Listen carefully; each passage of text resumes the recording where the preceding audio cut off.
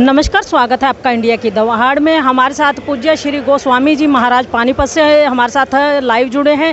आइए, आज सनातन धर्म को लेकर के एक संगोष्ठी रखी गई थी, आज उसी के बारे में चर्चा करेंगे स्वामी जी से। स्वामी जी, आज ये जो चर्चा की गई है सनातन पर, हमारे धर्म पर, उसके विषय में क्या कहना चाहेंगे समाज को? आज मुझे बड़ी खुशी है कि संक्रांति के पर्व पर महाराज श्री महंत ज्ञानानंद जी महाराज जी ने यहाँ जो है इस कार्य का आयोजन किया, गीता संगोष्ठी का। इसके अंदर जो है उन्होंने बड़े सुझाव दिए, बड़े लोगों ने प्रश्न किए, उन्होंने बड़े सहज भाव से उनका उत्तर दिया। और ये जितनी सब बातें 1.5 घंटे 2 घंटे चर्चा चली, हमारे हिंदू समाज को जागृत करने के लिए सब हुआ।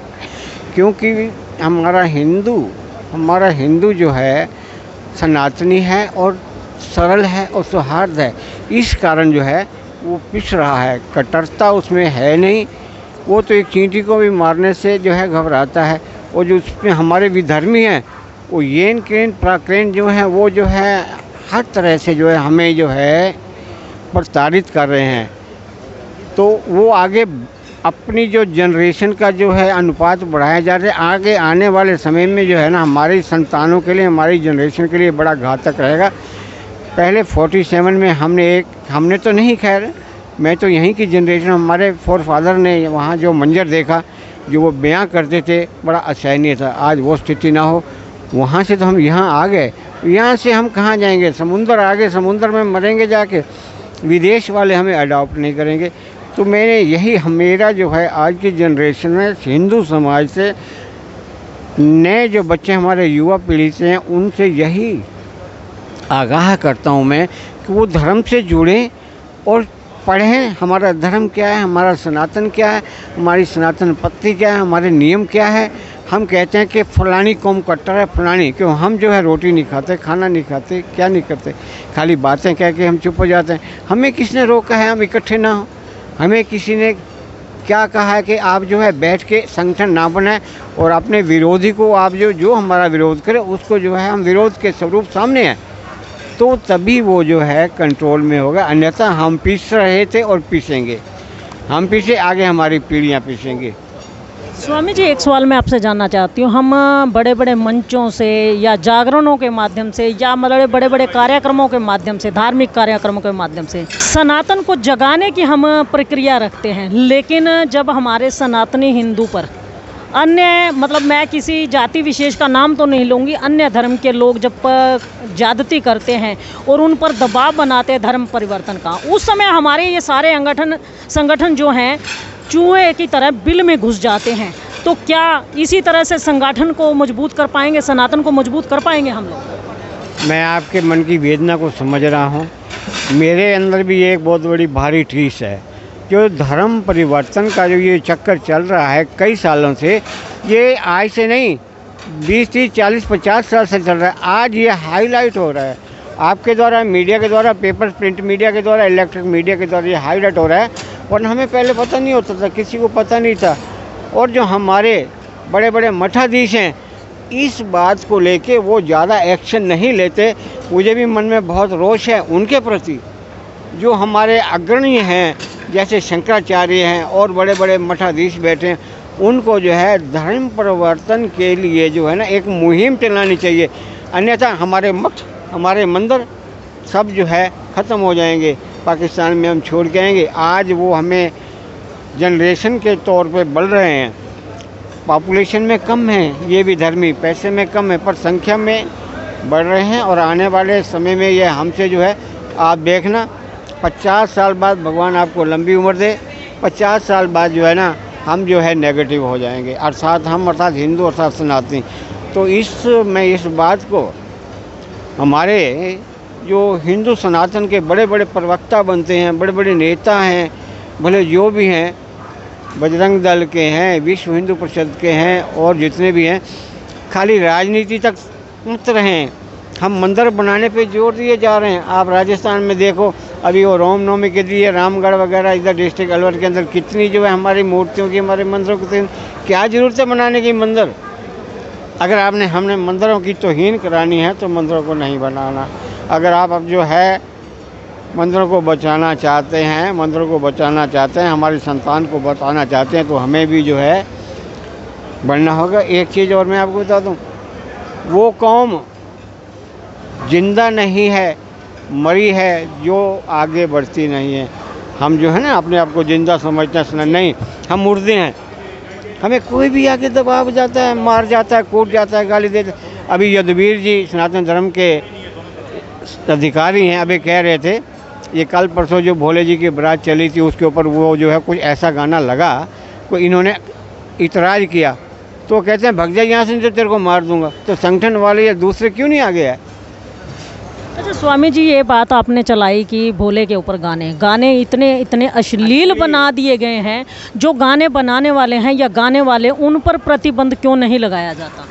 प्रतिबंध मतलब हम इतने लाचार और इतने बेबस हो गए हैं कि हम हिंदुस्तान के अंदर ही हिंदुत्व का मजाक उड़ता हुआ देख रहे हैं।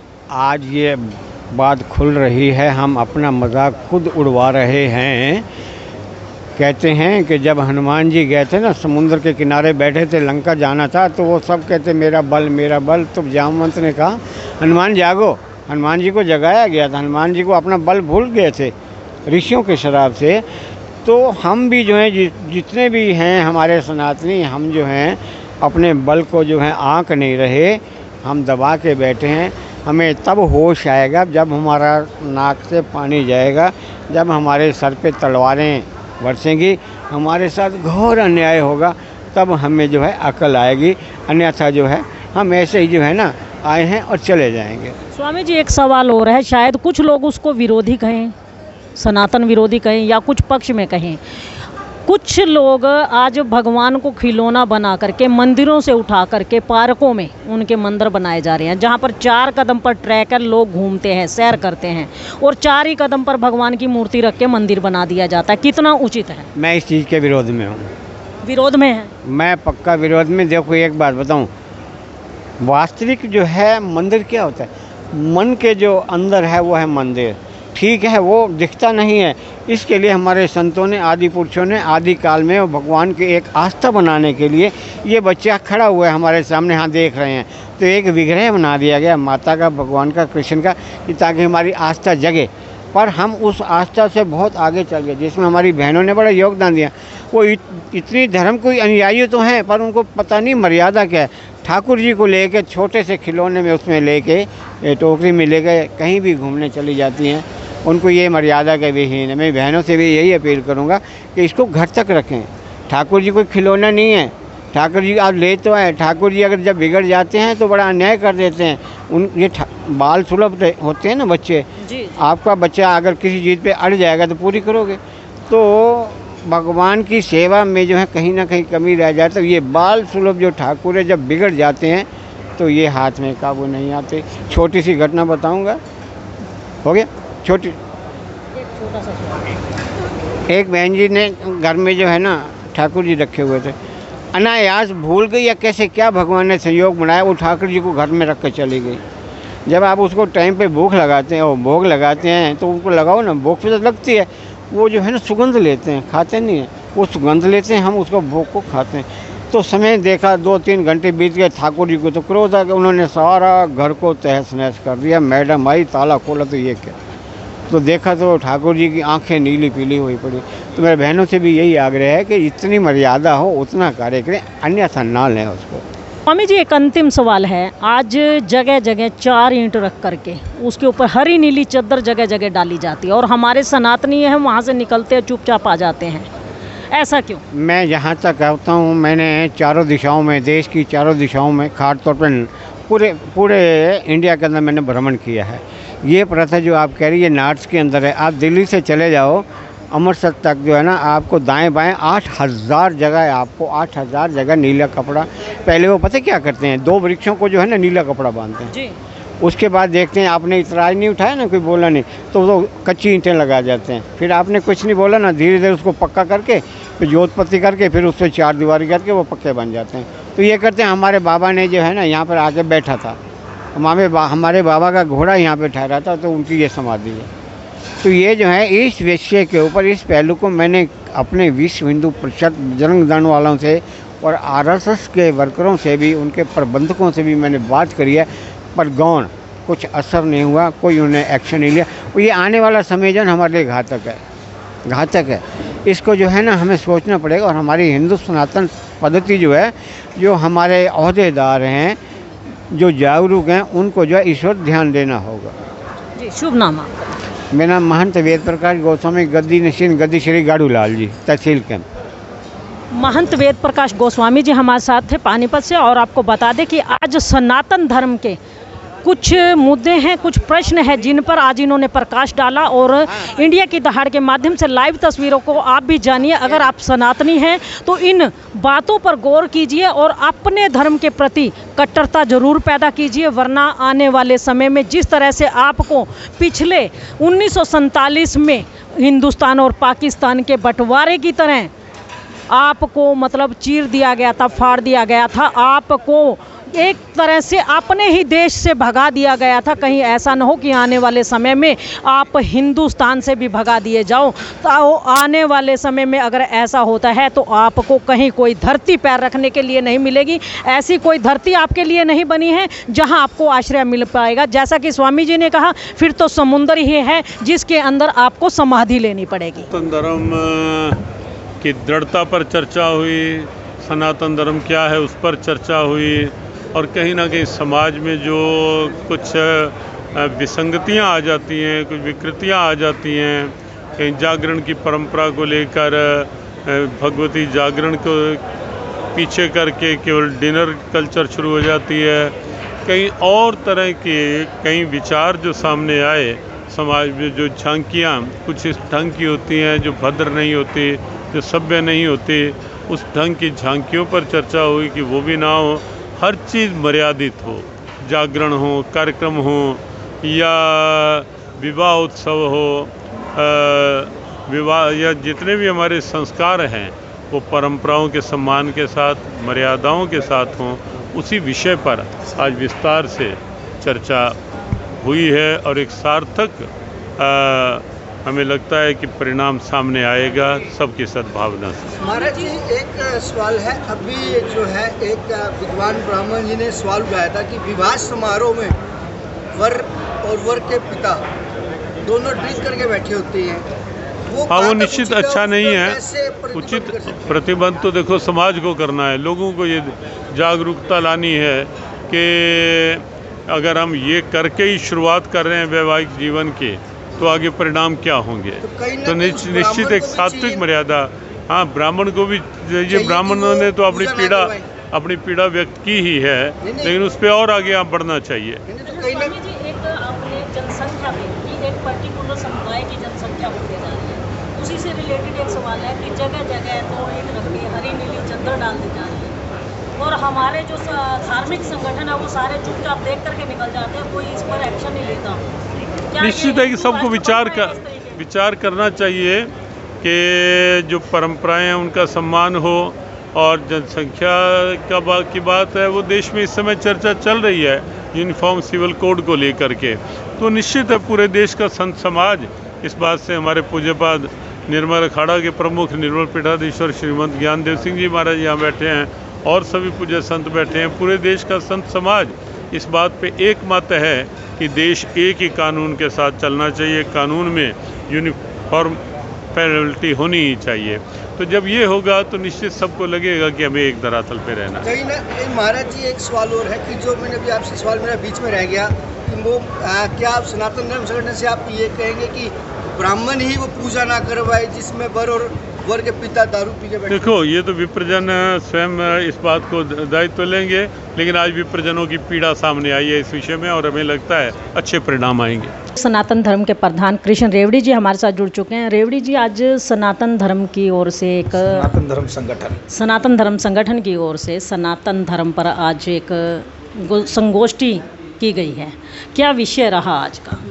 आज का जो विषय था, जैसा कि आपने भी देखा कि समाज में फैली हुई हमारे से जो जाने अनजाने में गलतियां हो रही हैं सनातन धर्म के निर्माण में, वो विषय था कि किस तरीके से हम अपनी गलतियों को, अपनी कमियों को सुधारें जिससे कि हम धर्म का सही तरीके से निर्वहन कर सकें। आज मैंने देखा कि इस संगोष्ठी के दौरान दो विषय मेन लिए गए। एक तो जागरण के दौरान इधर खाना चलता है, उधर जागरण माता की मूर्तियाँ पड़ी हैं, लोग चप्पल लेकर के जाते हैं। और दूसरा विषय रहा विवाह उत्सव को लेकर के। तो क्या आखिर में क्या निर्णय लिया गया इन पर? निर्णय यही लिया गया, जितने भी लोग इस प्रांगण में उपस्थित थे और जिस तरीके से ये जागरण के बारे में चर्चा हो रही थी, सभी ने संकल्प लिया कि घर में अगर जब भी जागरण करवाया जाएगा तो उसमें माँ भगवती की मर्यादा को देखते हुए जागरण करवाया जाएगा और इस तरीके की ये गलती नहीं की जाएगी कि एक तरफ खाना हो रहा है और एक तरफ माँ भगवती का दरबार सजा हुआ है और जो हमारे मेहमान आते हैं वो खाना खा के चले जाते हैं। आगे इसमें यही निर्णय लिया गया और संकल्प लिया गया, मैं तो ये कहूँगा कि संकल्प लिया गया सभी उपस्थित जनों द्वारा कि इस गलती को सुधारा जाएगा और ये गलती दोबारा से नहीं होगी। रेवड़ी जी, एक बात और विशेष है, आज हम चर्चा करते हैं कि भगवान शिव भोले पर गाने कुछ इस तरीके से बनाए गए जिन्हें हम कहें कि अश्लील, वो भी अच्छा नहीं लगता। लेकिन जब ये गाने बनते हैं, हम ऐसे लोगों का विरोध क्यों नहीं करते? ये गाने मार्केट आने में पहले से, मतलब कहते हैं एक ट्रेलर जब आता है तभी इनका विरोध क्यों नहीं करते? क्या हम इतने कमज़ोर हो गए हैं? हमारा सनातन धर्म इतना कमज़ोर हो गया है? इसीलिए इसी बात को ही लेके ये चर्चा थी कि ये जो जिस तरीके से हमारे इष्ट देव हैं जो भगवान शिव और माता पार्वती, उन पे इस तरीके से के गाने बनते हैं, इसी चीज़ को लेकर ही चर्चा थी। और इसमें ये कार्य बिल्कुल आगे किया जाएगा कि जब ये गाने बनते हैं इसको उसी स्टेज पे, इनिशियल स्टेज पे ही मना किया जाएगा और जो भी ये लोकल गायक हैं या जो लोग ये गाने बनाते हैं उनको ये संदेश भी भेजा जाएगा और उनसे रिक्वेस्ट भी की जाएगी कि मर्यादा में रह के भगवान के गीत गाए जाए, वो सबसे बढ़िया है।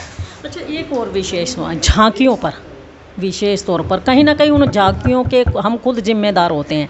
हम लोग जब जैसे अब जगन्नाथ रथ यात्रा निकली या हमारी ये हनुमान जन्मोत्सव पर यात्रा निकली, उसमें भी तरह तरह की भगवान शिव बना करके, पार्वती जी को बना करके जो रथ यात्रा के दौरान उनको नचवाया गया, उन पे अश्लील गाने भी चल रहे हैं। तो इसको मतलब कैसे कंट्रोल करें?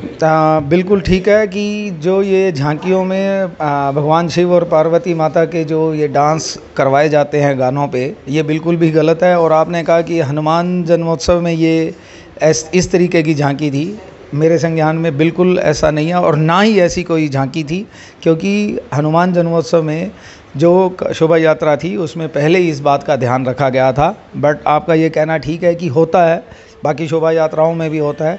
इसको लेके पहले भी बहुत काम किया गया है और भी आगे सभी मंदिरों में, सभी धार्मिक संस्थाओं से इसको लेके प्रार्थना की जाएगी कि हमें बिल्कुल मर्यादापूर्ण इस झांकियों को निकालना चाहिए, जिससे कि लोगों को कुछ सीखने को मिले।